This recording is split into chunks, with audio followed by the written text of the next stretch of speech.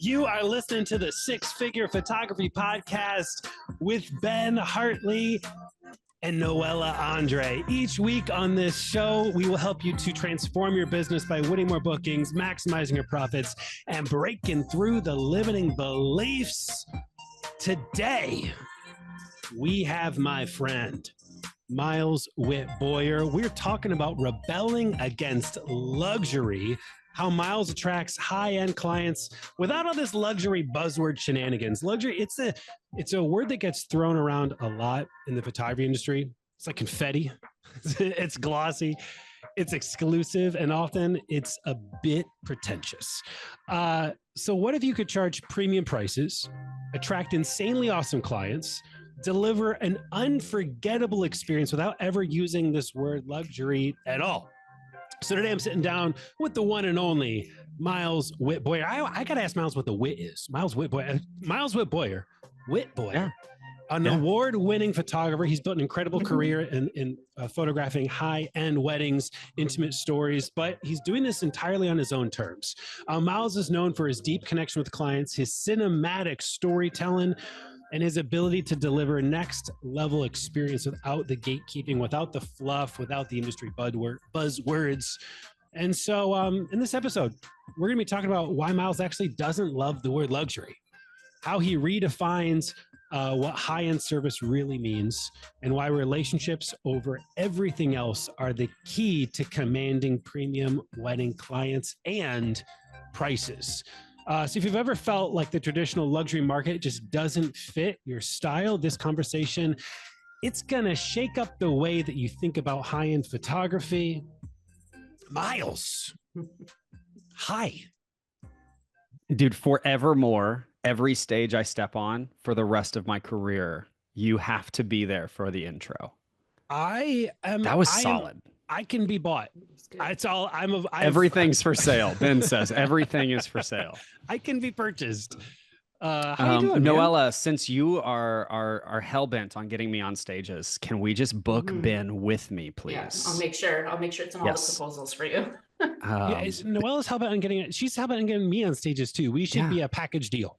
We can do that. That'd be trouble. We should have what if we had a handshake? What if we had the non-luxury photographer's handshake? Okay.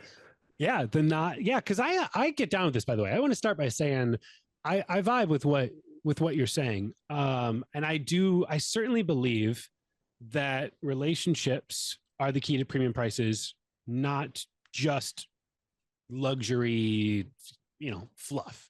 Yeah. And so I'm excited to have you here. Let's start by just having you introduce yourselves to the listeners. Like, tell us a bit about your story, how you ended up where you are today, photographing these beautiful weddings. Cool. Yeah. Thanks, Ben. Well, dude, it's been a long, long time since I've been on a podcast with you. So this means a lot. Let me back out really quick before I talk about me and talk about you, because this relationship goes back like years and years, but really, the Six Figure Photography Podcast was the very first podcast that I ever listened to as a photographer. It was the first one that I ever listened to. Yeah. And prior to that, I just always kind of rolled my eyes. It was the first time that I ever heard like meaningful conversations. And the industry's grown a lot. There's a lot of really great podcasts these days, but your voice, like, I just want to applaud you. Like your voice and your perspective have been a pillar in this industry for so long, that you now have like generations of photographers that are peers to you in work, but really look up to you. So thank you for like continuing this. And Noella, you are an absolute legend. So I'm so happy and like grateful that I get to sit in a virtual room with the two of you guys. Thanks, I'm Miles. The Miles Witt Boyer thing is a really simple and funny story. Here you go. Witt's my middle name. I really hated it all the way through my childhood because it's not like Michael or Steven, right? Like Witt is the type of name you get made fun of as a kid, as if Miles wasn't bad enough. But when I moved to Arkansas and became kind of a full-time photographer, I tried to buy the website milesboyer.com and quickly found out that there is actually another photographer named Miles Boyer. And he's like 75 miles up the road. He's a super nice guy. Miles is a really cool guy. He is unwilling to sell his name to me, though I have tried. And so yeah, I use all three names. I've been a wedding photographer now for something full time for something around the 15-year mark, give or take. And in that period of time, I never trust anybody that knows their actual numbers. That's weird. But like, let's play the close to 600 wedding game. That checks out ish. And man, in like 40 plus states and well over 10 or 12 countries. And we've just sort of done this at scale all over the place. Like I've had an associate team for a while and then decided that was, here's a hot take, was actually killing my creativity. And so imagine that. Yeah. And so we offloaded that and ended up with some really great friends because of it, because I didn't have to be their boss anymore. So then I got to just be their friend, which was really cool. And we've had years where we were like going after the highest end weddings, in the market, sub that like top 0.1% tier, but like that, and realized that may not actually be the clientele that I love to work with the most. And so we've sort of settled into this very high-end market. And I guess that's what we're talking about today is what unites those people. Like, who are those people actually, and do they see themselves as a luxury clientele, right? So how do you feel, Miles, about the word luxury in general?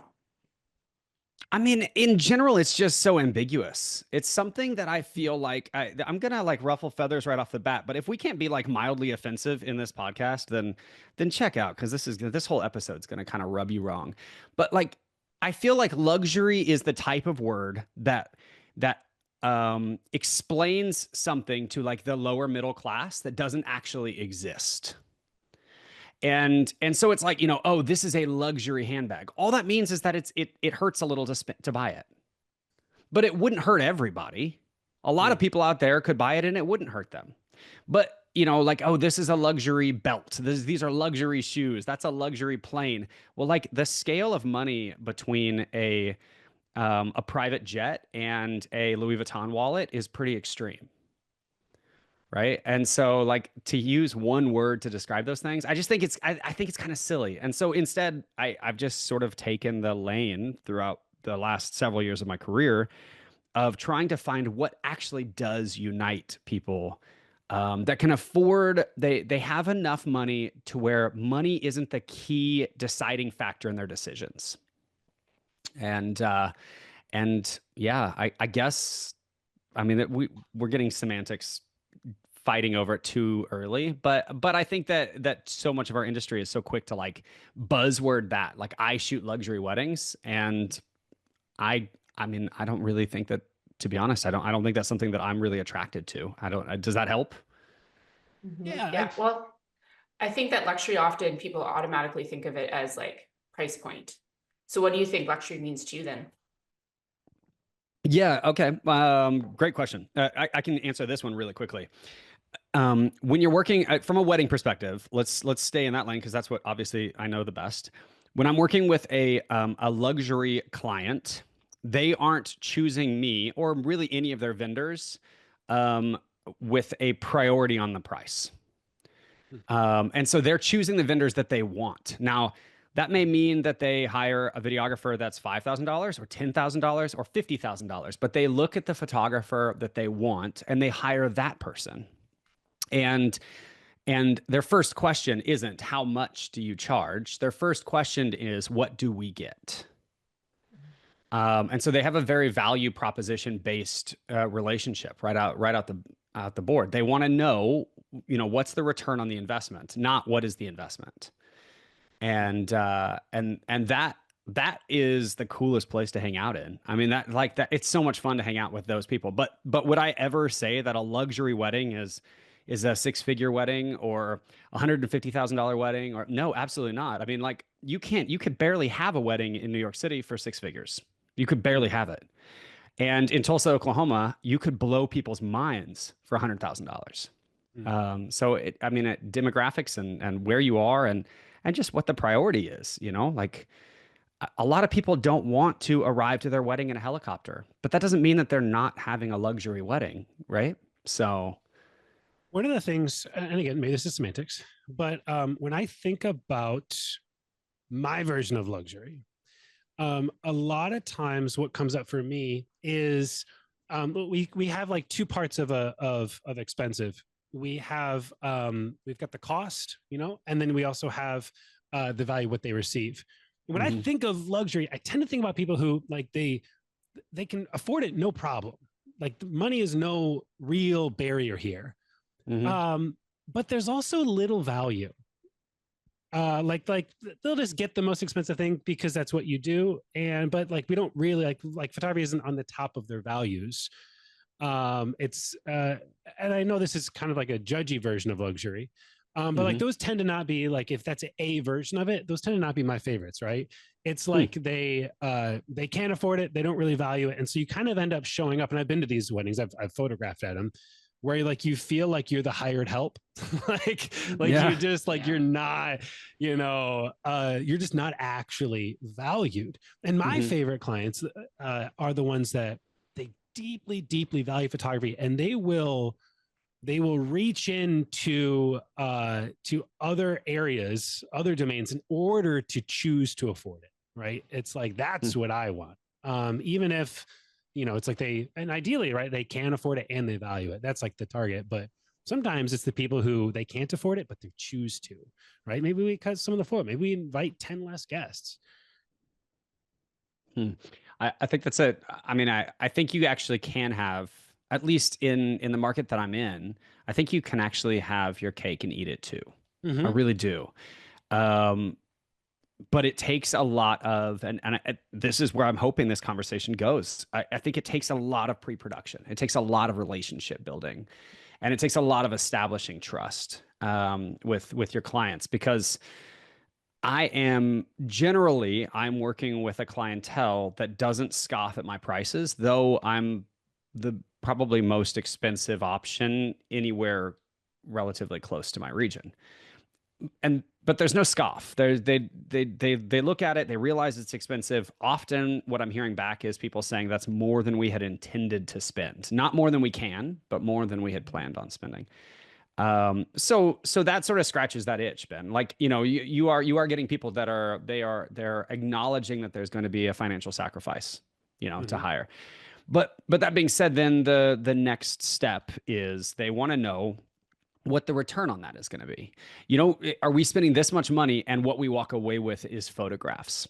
And the reality, especially in 2025, is that like the iPhone 16 takes incredible photos. Like, it's remarkable, right? I mean, the jumps that we've made in tech in the last 5 to 8 years is remarkable. Fujifilm just released a fixed lens 103 megapixel medium format camera that's like, I mean, it's unbelievable what we can do now. And so if the only thing that we're offering these clients is just beautiful photos, they can absolutely find that for cheaper elsewhere. Yeah. And at any given level. And so I think then the question comes, like, then why do people hire Jose? Why do people hire KT Mary? Not me, not Miles. Like, why do they reach to the top ends of the market? And in some levels, it's because you're hiring a brand, right? So like Jose is a luxury brand, right? But I think more than that, what you're reaching into is you're establishing a relationship with somebody whose relationships have value. They don't commoditize themselves.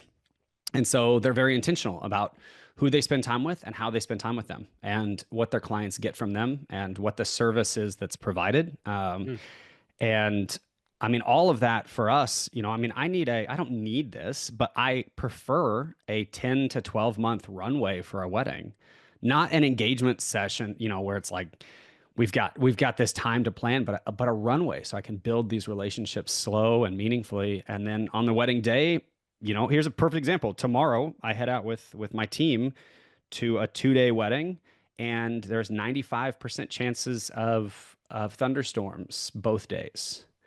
And that would derail, I think, a lot of our industry. But I mean, this couple trusts us. We don't know what we're going to do yet, but we know we're going to pull it off. And the relationship is there. So their investment, the return on their investment is safe, I guess. Yeah. I'm going to pull up your work here just for a second. This is all really interesting because like from the outside looking in, right? When I go to look at your site, it's like your work, your pricing, your client base, everything's very, it's high end, but again, you've never really marketed yourself using, I mean, just look at this, using the term luxury. And so it is, so what are you doing then? like, you know, like even, and again, I see like this, it has, your brand still has that vibe, you know, but we're just not saying it, right? Is this, is there a reason that you just refuse to say it? Get you on here. No, I mean, it's not a reason, like, this isn't like a brand decision, right? Where I mean, I love that you say like I'm rebelling against the word luxury, because I'm truly not. It's not like a malicious decision. It is more the fact that I truly believe that the clients that can afford photography at any level don't consider themselves luxury clients. Ding, ding, ding, ding, ding. And so there it is. So it's like, why would I use a word that describes my clientele to other people, but not to themselves? That's a good one.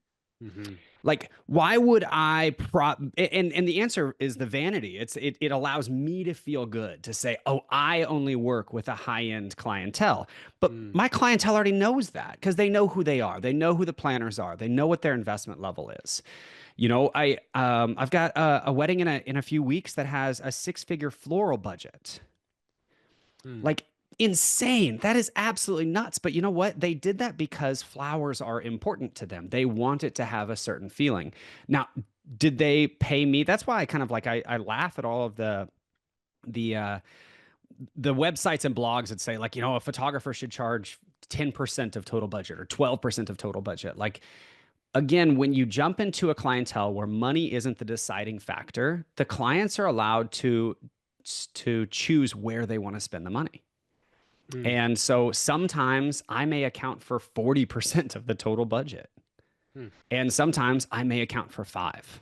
Yeah. But I think the important thing to point out, though, is that, you know, at the high level, when we're creating the work for them, when we're creating the art can't be a reflection of their investment from a percentage perspective, right? Like, they don't get better work from me when they put $1 million into the room than they would if it was just, you know, a quick elopement.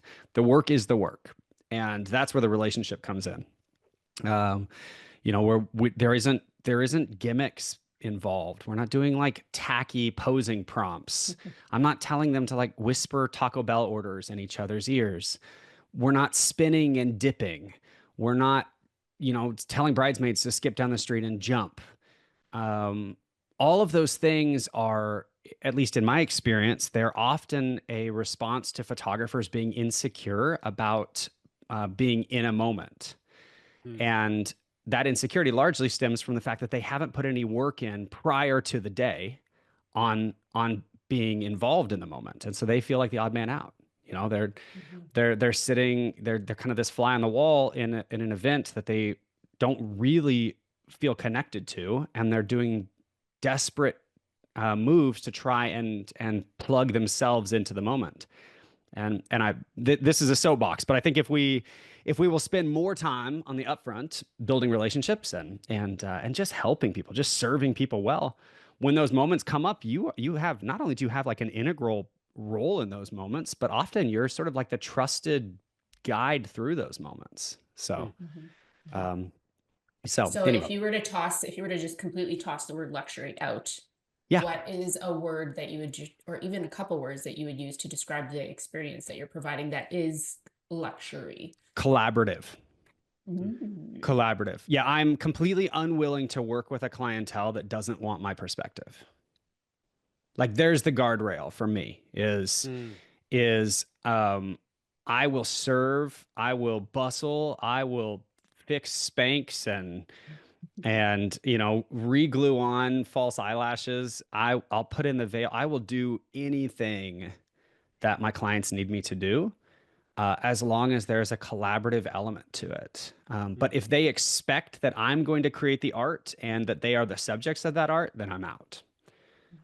Because the fun for me is in building this sort of dance where, you know, I'm in the moment, but I'm not of that moment, right? And so I kind of share it with them, and we create things that we're proud of, and we have fun along the way. I always kind of like raise an eyebrow at the photographers that I've heard this. I actually heard this on a podcast not long ago. I had heard a photographer say that their goal is that in 10 years, the client still loves the photos, but can't remember the photographer.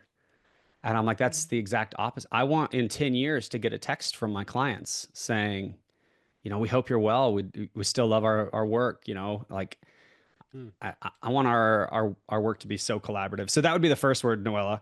And then I think the second word would be service. Like I don't want, this is dark, but let's go. I don't want my gravestone to say, you know, one of the top wedding photographers in the world. That's absurd. But I would love for my gravestone to say like proud dad, good friend, like, and all of those relationships are acts of service. And so if the photography becomes a byproduct of an act of service, then that's beautiful. And I'm in, and I love it. And I want to be an artist because of those things. But I think that taking the opportunity to serve people is something that's like grossly underrated. I want to get practical for a second. So let's go. You talked about, there's two areas I want to get practical. I want to talk about pre-booking and then post, like what this looks like on the actual day. But pre-booking, you use the word collaborative and how like, hey, if someone is not collaborative, if they just want me to go and create art, then I'm out, right? One of the struggles that I have experienced myself, but many have also experienced, especially at this price point, is how you vet that before accepting the booking, especially when planners are involved. And planners are often involved at this price point, because a lot of times I'll get the text from the planners that are tight with me, and they're like, Ben, are you available on this day? It's a killer wedding. I'll go ahead and I'll book you. Or they'll be like, Ben, send over your current collections. I'll talk to my client and they'll book it, right? And so what does that look like for you to kind of vet clients at this stage, especially when there's planners involved, to get them to make sure they're on the Miles like wavelength here of like, this is going to be a collaborative experience. These are going to be people that are going to want me to be a part of this and to join them in it. Okay. Well, there's sort of a paradox going on in the answer to that. Cause on one hand, it's like, how do I deal with other vendors? And then how do I deal with potential clients? Okay. And in my perspective, at least in my experience, how about this? When those two things converge too quickly, I need to separate them. Meaning when I do have a few really great relationships with very high-end planners that will text me and say like, hey, you know, October, whatever, great couple, you're going to love them, save the date. And my response always back is done. I'll pencil it in, contact or connect me with them. And then if they write me back and say, no, I'm handling it, send me over your collections, I will reply again by saying, no, connect me with them. If the planner wants the best for the couple and the best for their vendors, and they want to look like the hero, they empower relationships. They don't gatekeep them. And because it allows me to it gives me the opportunity. They just have to trust me with this. But building trust is a hard thing, but it gives me the opportunity to make the planner look awesome as well. Right? Like I get the opportunity now to reach out to this couple and say, hey, I just heard about you from whoever. And oh my gosh, you guys have chosen the best planner. She's wonderful. You're going to love her. The venue sounds incredible. I'm open on the date. I can't wait to hear more. Right. And so now I've been given the opportunity to prop up everybody else, right? To add value to everybody else. And but that puts in reps. It takes reps to do that, right? For wedding planners to feel like they can trust that you are going to come behind their brand and add value to their brand to the client. it just takes the opportunity to do that. And once you get that, I mean, once these planners know that that's my rhythm, it's very repetitive now. And they also know that there is no route to booking me without my conversation with the couple. It doesn't exist. So I'm not super conservative about hiding my prices or showing my prices. When a couple like demands it, you know, and they're like, well, we're not going to move forward to having a conversation with you until we can see your collections. One, that's a giant red flag for me. But two, often what I will send back is, okay, here is a basic concept of the collections that I offer. My preference is to meet with our couples so I can tailor those options. But until I meet with you, that's not possible. Meaning, now that you have this information, it doesn't actually empower you to make a decision until we meet.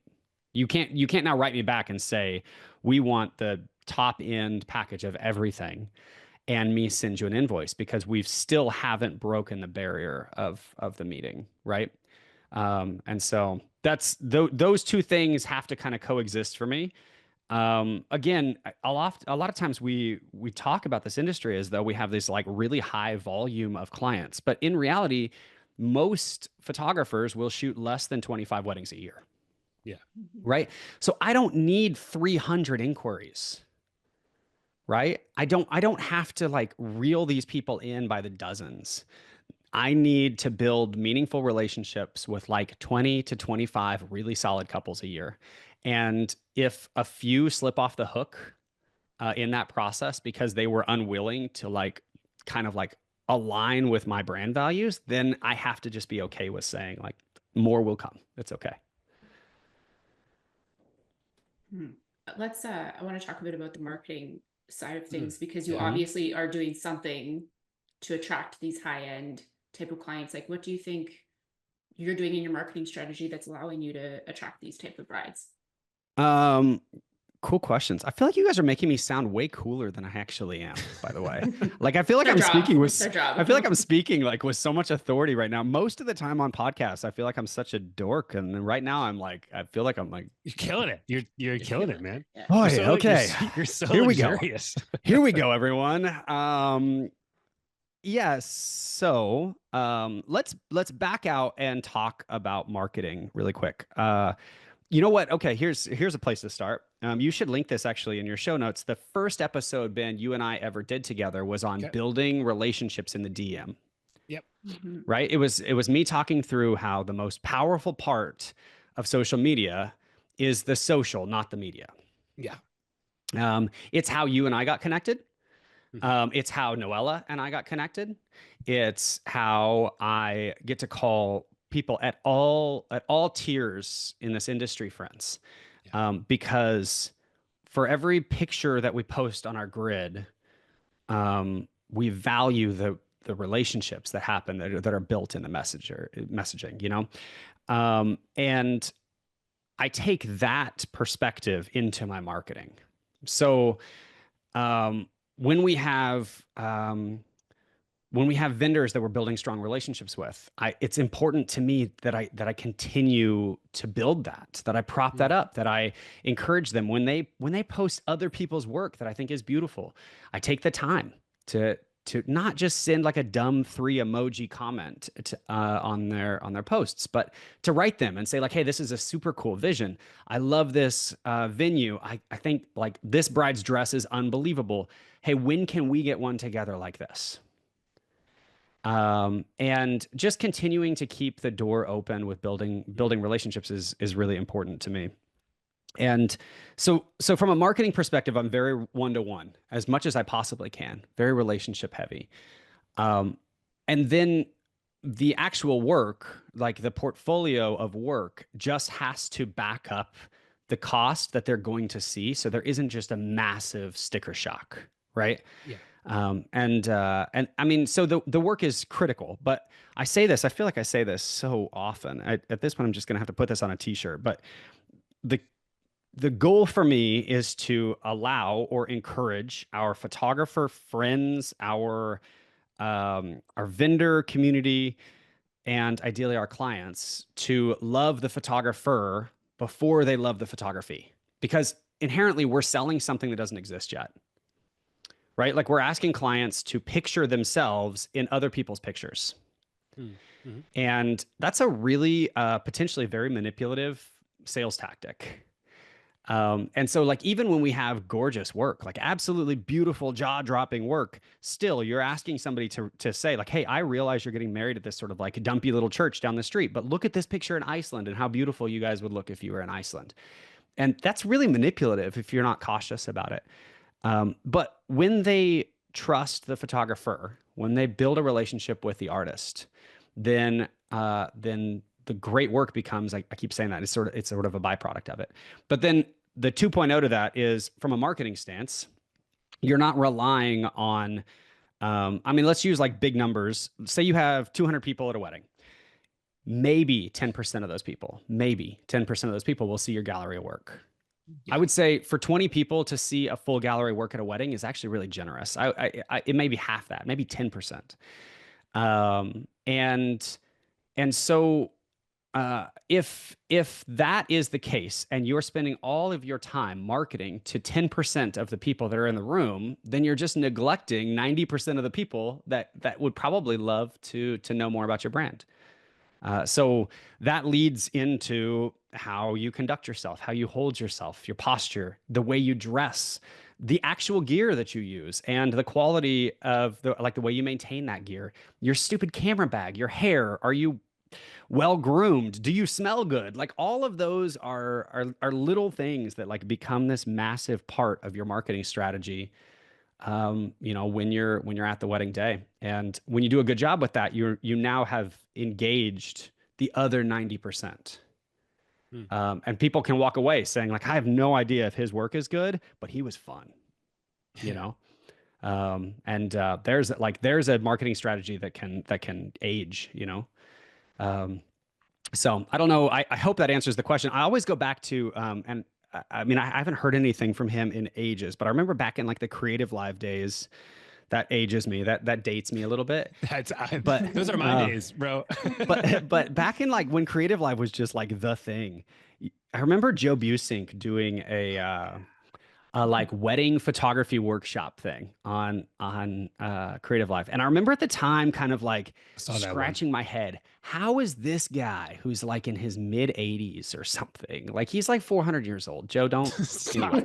But like how is this guy still like Carrie Underwood is calling him? She can call anyone. Yeah. Right? How is this dude landing this client? And what I realized was, one, his work is absolutely beautiful. But two, the relationships that he is building with these people completely transcend his age or he's just cool Joe. He is like the guy that you want at your wedding regardless. And is he going to do the cheesy line dances on the dance floor with you? No, he's not going to do that. He's going home. He's toast, but is he going to make you feel as though you can trust that the photography is in good hands and he's going to prop you up and prep you all the way through the pre-planning process? Heck yeah. So I've said that a million times. Like, I wish Joe Busey shot my wedding. That'd be a really cool thing to say. So anyway, I don't know how we got on Joe. I'm going to be quiet. Yeah. Well, it's because there's these, it reminds me a little bit of positioning and branding of a website, right? It's the smallest of things that alone, they don't make any difference, right? But when you compound them and when you stack them, like I look at photographer's website and I'm like, your button, like the outline of your button is too fat and it just looks like you're a tech company. I don't know how to explain it. Yeah. But you don't look like a luxury service provider. Or I use the word luxury. You look like a tech company, like, and it's these like even or the kerning in between the letters or the padding. I'm like, it's just the font in general. Yeah, it's all just it's these little things, but compounded, it creates the full experience of how it's that. What's the first impression? It's like how they immediately listen. What I've learned about people is we cannot stop assessing and judging whatever we are experiencing, whatever hits our eyes, and it is instant. We just make an assessment or a judgment around it. And the same thing is true of ourselves when we show up. Dude, it's a little. Can Can I tell you the most uncomfortable thing I've ever done in a workshop, Ben? I know. Nope. I think that's enough time for today, everyone. Okay, never mind. I'm going to anyway, so keep recording, everyone. This ad break brought to you by. Whoa, false. No, Hold please. We do have to talk. Oh, we're gonna have to talk about that here in just a second. Anyway, so wow, you caught me totally off guard there. So I did a workshop years ago, where it was a fairly intimate group, maybe 20 or 25 people in the room, but most of these people did not know each other. In fact, the vast majority of them didn't know each other. And so I told them to, first off, to grab their journal, and I wanted them to write down, just like notate all of the things that they are afraid that people don't like about them. Just brain dump it. Like, where are the insecurities? What is it that you're nervous about that people will not like about you? Okay. And I gave them like 3 or 4 minutes for that. And then I said I wanted them to pick someone random in the room that they don't know. And I wanted them to write down all of the things that they assumed other people didn't like about that person. And it's a little uncomfortable. It was extremely uncomfortable. But hold on, there was a purpose here.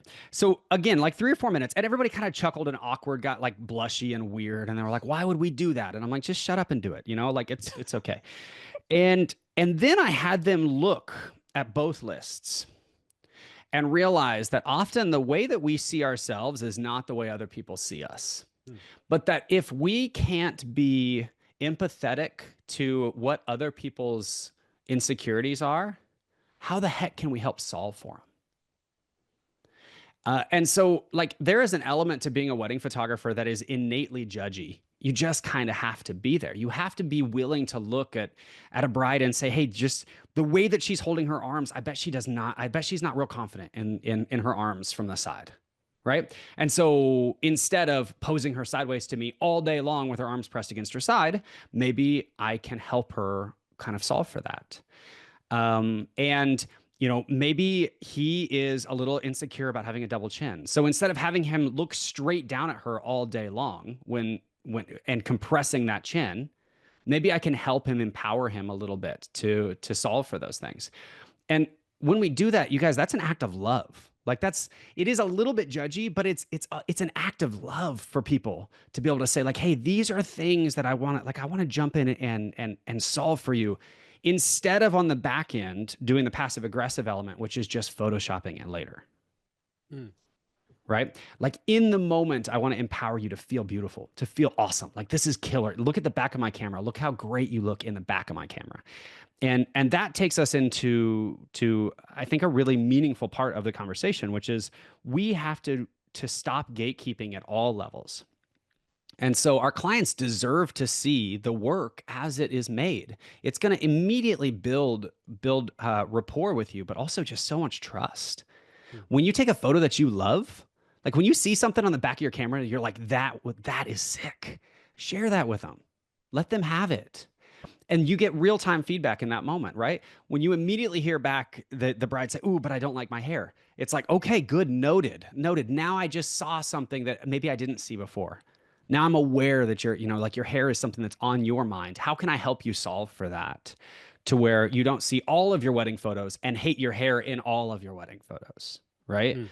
And to remove all of the gatekeeping structures allows us to, again, then just serve better. And so this is something that, like, I know we're specifically talking about this sort of like high-end clientele, but the way that I got here is through a very not high-end process. I mean, I've shot weddings kind of all over the world, and I know I'll get comments from people that are like, yeah, but you guys, I live in Arkansas. Like, I live in a very high-end area in Arkansas, but I live in Arkansas. This isn't a place that is just like dripping with Ferraris, right? And so we had to put a lot of years in to working with weddings in barns and weddings in fields and, and serving those people really well. It wasn't the clientele that I wanted to land at long-term. I'm not a super barn photographer type of shooter. But when I was given the opportunity to serve those people and do it well, we had to lean in and do the very best job that we could. And I remember, again, we're going to go back to creative life. Here we go. But I remember Jasmine Starr at one point saying something about like shooting the wedding. Hold up. There we go. Okay, sorry. Yes. That's a new one. Anytime I mention a sponsor, I'm doing the horn or Jasmine Starr. Or Jasmine Starr. But I remember her saying something about shooting the wedding that you want, not necessarily just the wedding that you're at, right? Like taking time to invest your work in the way that you want it to look long term. And so if you still, like, listeners, if you guys still have like mason jars wrapped in twine, and that is the level of decor in front of you, freaking style it. Go for it. Light it cool.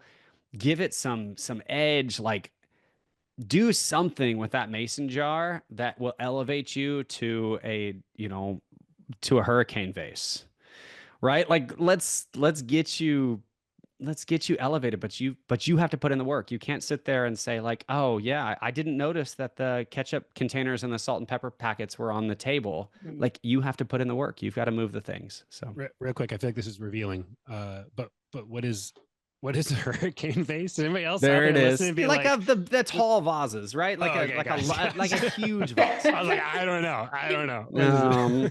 Yeah, tall, there it is. Tall, narrow kind of things. Tall, narrow, fancy, bougie. Did you just describe yourself, Miles? Yes, tall and narrow and fancy. Tall, narrow, and fancy, and bougie. Yeah, that's me. Nailed it. Yeah, I don't know. Yeah, we're kind of speaking in circles here, but like, let's break this down to the easiest level possible. How about this? If you want to elevate the clientele that your work is appealing to, stop trying to speak beneath them and speak to the clientele that you're trying to approach. And more often than not, I have never heard, I'll say this, at least in my SEO, like I'm not getting Google hits for luxury wedding photographer, and then they land on my website. Maybe that actually is a thing, but I can't imagine somebody Googling that. Like, think about how pretentious it would be. You just get the ring on your finger and you're like, all right, I need to find a photographer. Let's Google hit luxury wedding photographer. That nobody's going to do that. They're going to reach out to maybe luxury wedding planner. And then the luxury wedding planner is going to say like, hey, I have a whole vendor team for you. And so instead of investing your time speaking beneath the clientele that you're trying to appeal to, start building relationships with people that are adjacent to the clientele that you are trying to appeal to. And make sure that your work is elevated enough that it is relevant to the clientele that you're trying to appeal to, because that's a whole other aspect here that sometimes I think we forget. Like, you can't suck. Well, not only can you not suck, but what do we call the YouTube? I mean, this is fine. This isn't a massive knock, everybody. I'm not throwing stones here, but like the shade is about to come. The photo bros, right? The ones that it's like like you said, it looks more like a tech company. Right? Yeah. They want to do gear reviews. That's who they are. They want to talk about like, the autofocus speed or whatever. Is there a name you want to mention, or is it a no? Maybe actually. Can we go there? No. I'm just kidding. But I actually am not speaking of anybody in particular. I just know when I scroll through YouTube, often I'm trying to find something like how to replace a blade on a lawnmower. I don't know. And I always end up with like, oh, you would love this. And I kind of like chuckle. And I'm like, this is a person who doesn't understand the dichotomy of their brand. Because on one hand, they're trying to speak like a tech company. And then on the other hand, they're trying to appeal to people that want just truly beautiful photos. And the two things don't reconcile real well. So I think we have to put the work forward that we're proud of. And at least on my website, I'll say my website is highly and very intentionally curated. There's a good word. The one stipulation for a photo on my website and on my Instagram is that there must be, at least to me, there must be an immediate imperfection in the moment. There has to be something that I look at that I feel like is immediately imperfect. And the reason that I search for that is because that's where the humanity is. So like when we see things that feel cinematic, often it's because it feels like it's a moment in between a lot of moments instead of something that was like highly perfected, right? And so I look for things that are intentionally imperfect. Her hair is out of place. Her dress isn't perfectly pulled. They're in movement. They're talking. And then how was I able to compose into that moment? And it feels like this moment in the middle of a lot of moments. And that over the course of years and years has given us this really dynamic portfolio where the work doesn't look repetitive. It doesn't feel like you're looking at the same work over and over again because the imperfections change. So compositionally, you may see things that are very repetitive, but the moments change because we're telling stories about individuals that aren't getting married over and over again. And so because we're in different places doing different things with different people, the stories take on their own life. And sometimes they're dark and moody, and sometimes they're light and airy. And I really try and avoid being cornered into either one of those things. But it's awesome. Miles, thank you so much for being here with us today. Where can people find you on the internet? Where can people learn more from you, about you? Where can people attend a workshop where they too have to uncomfortably journal about all their insecurities? About the other people's insecurities. It's not just this. Yeah, so it's at Miles Witt Boyer on Instagram. But we're showing up in some new places right now that is really cool. So we just signed on as an Imagineer, which means that I think that's what I'm supposed to call myself. I don't really know. We just signed on with Imagine AI, and so like our profiles are about to go live on there. So all of our color editing and AI process and all of that is available with Imagine, which is a really cool way to again just sort of like attach to the brand and get to know what we're up to. Via Instagram is probably the easiest way to connect with me, but mileswittboyer.com is like my work. And we don't have a workshop or an event coming up officially, but what I hear from the lady on the other end of the mic is that I have some things that are pending. So Noella's just booking people for things. So what I hear is that you and I, Ben, are going to be practicing our rebellious non-luxury photography handshake at an event soon, I hope. Absolutely down. I can't wait to write about your insecurities and for you to Yeah. write about mine. Dude, we need to do it's honestly, it's a healthy I got thing. So many, it's bro. a healthy thing. So Same. Let's go. Let's go. But man, I love it. So, and dude, thank you, both of you guys. Like, I hope man, every time we've recorded, I felt like this when we get off because you're such a good question asker. It drives me crazy. I hope that people get the point of these conversations at a core level is that like, Ben, you want the best for people in this industry. Like, I hope that they hear that. Like Noella, you're an advocate for people in this industry. Like you truly, both of you guys are like, you're doing things in this industry to shape the future of it and get rid of so much of the weird toxicity that has sort of shown up in the last 4 or 5 years. And man, I'm really flattered to have an opportunity to sit here and blabber on a mic for a few minutes. Thanks, Miles. Appreciate you. You want to sign us out, Noella? Yeah. I don't know. I'm good. I don't know. That was the end. I got you. But actually, Ben, I don't even remember what my line is. Don't even worry about it. We don't even need it. I got this. I've been doing this for 200 plus episodes. Ladies and gentlemen, thank you for listening to the Six Figure Photography Podcast. Until next week, keep showing up and be kind to yourselves.